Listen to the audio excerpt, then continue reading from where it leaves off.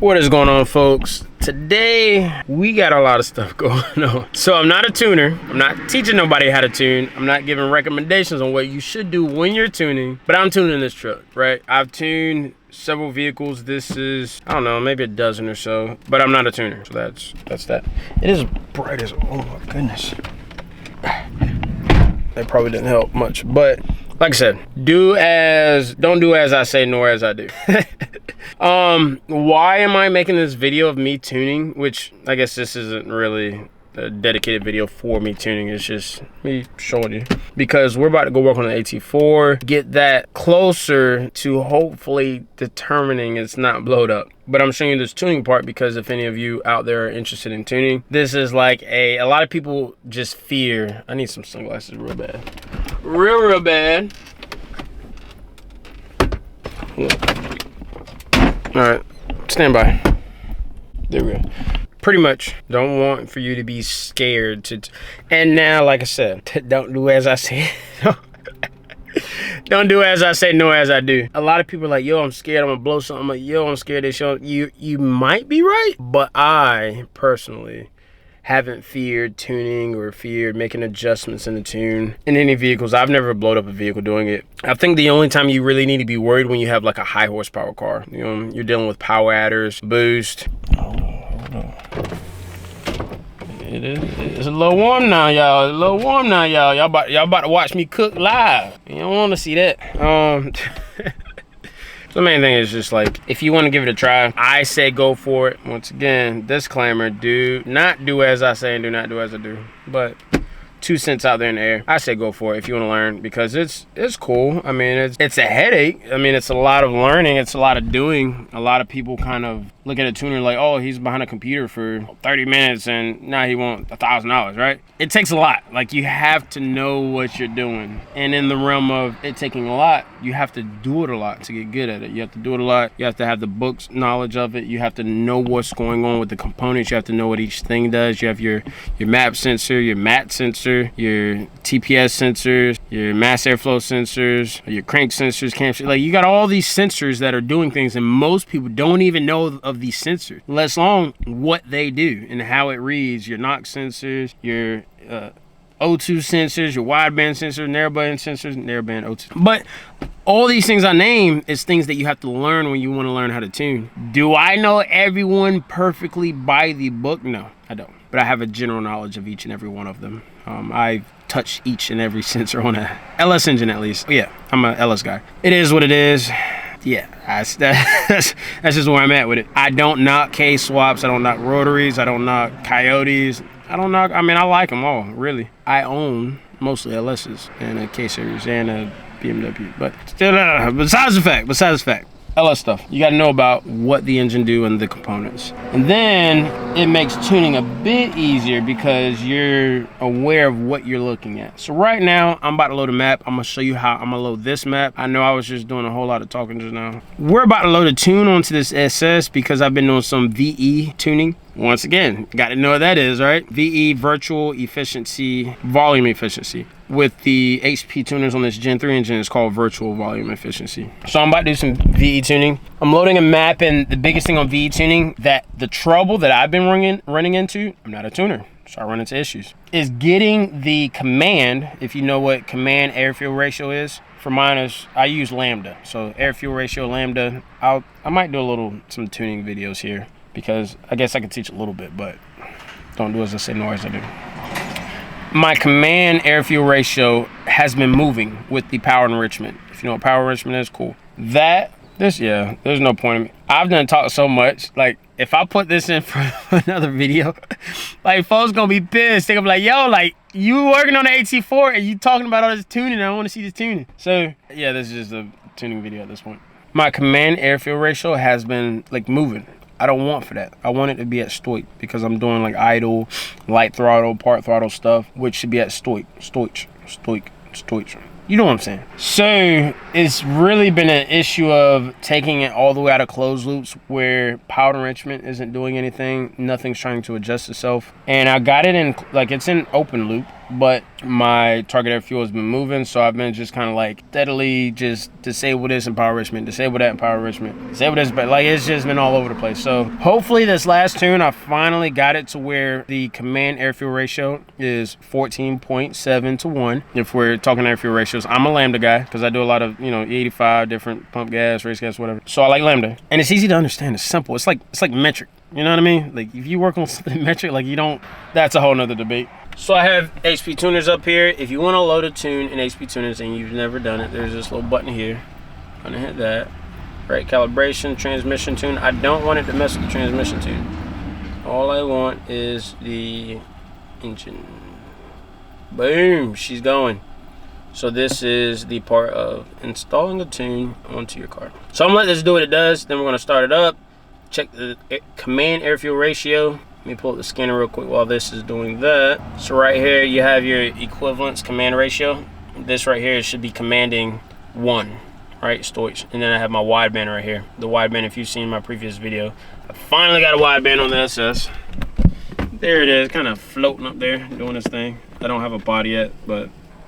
All right, that actually did not take hardly any time at all. Let's get the scanner pulled up.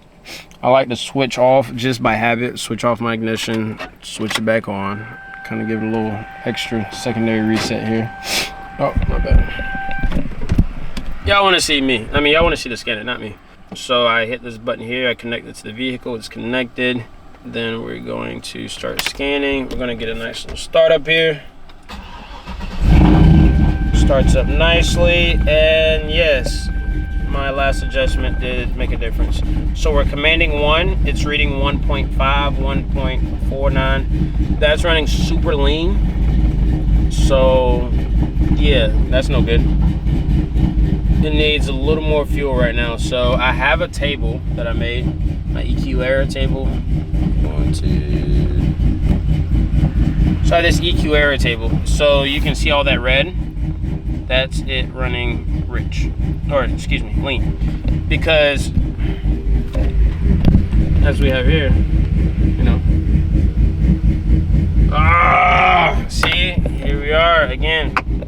This is what I'm saying, like it can be a headache because if you don't know exactly what you're doing or what you need to do, you're gonna be running into issues. So right now we have commanding 0.90. That's not what I want. I want 1. If I give it a little gas, commanding 0.90 across the board. That has to be based off of intake air temp or coolant temp or something. So there we go. Now we're back at 1. So this is weird. It's weird. I kind of don't like it. But if it stays at 1, then we're good. I don't know why it dropped.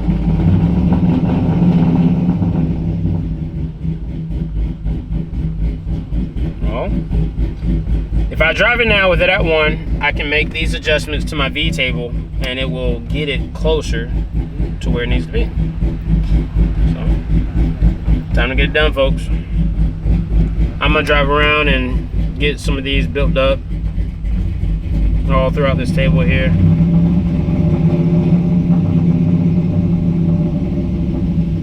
I'm doing driving around because I want to see what it says under load, not just how it is now. But it's running super lean. All right, so I don't know what it was at the beginning when it dropped down to 0.90 on my command, but excuse me, it stayed 0.1 for the majority. So this is just lean everywhere, like super lean. I mean, it runs and drives, but like the mid-range or mid-RPM range is not nearly as bad, but down low is just crazy lean. So what I'm gonna do here is do a little copy. We're gonna pull up our table. Go to my VE. And click, paste, multiply by half, calculate coefficiencies. Then I'm going to go to the manifold switch open as well. Do the same thing. Calculate coefficiencies. And then boom, boom, boom, boom, boom. Good. I'm gonna save it. Switch the truck on. Load this tune again. I'm gonna write the entire this time. Sometimes when you write calibrations and to disconnect from the scanner. So that's the thing about HP tuners too. You can't be connected to the scanner and the tuning portion. So disconnect the scanner. Boom. Right entire. It takes a little longer, but it just I don't know. Sometimes it seems to work better. So let that do its thing. All right. So the tune is all the way loaded in. We're going to do a quick little startup and see if we have any difference. Let's go ahead and hit record. Start up.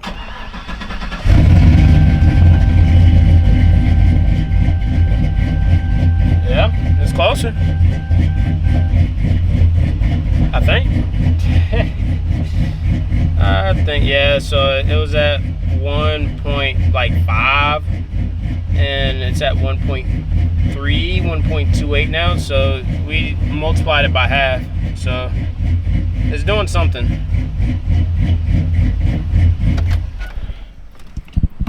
Well, that was one little portion I did. I do have to call it because I'm gonna go ahead and start on this AT4 here, so hope you enjoyed it.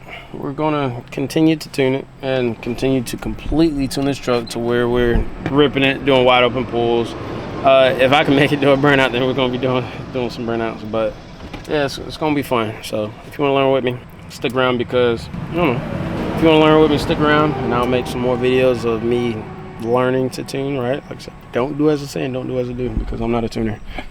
But I am going to get this truck tuned, and this is, like I said, just to show you that you don't got to be worried about learning how to tune. Like low horsepower cars, as long as you got fresh plugs, good fuel, a good fuel system, all your sensors are working as it should, just kind of stay within the realm of like what you know is supposed to work, and you'll be all right.